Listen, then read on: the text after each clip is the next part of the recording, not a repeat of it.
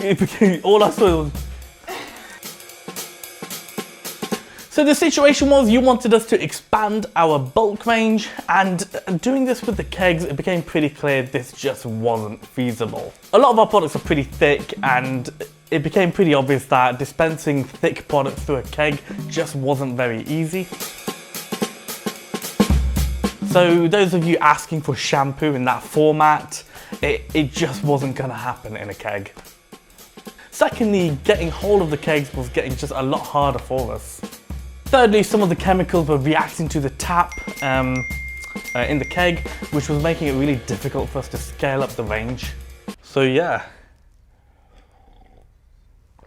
it wasn't the best. So the most important thing was I wanted to keep the awesome parts of the keg.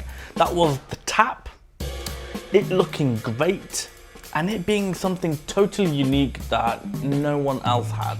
So we've come out with these awesome boxes. They're totally flexible, they have an awesome dispensing mechanism, and they're just so unique. So I hope you enjoy our new expert range.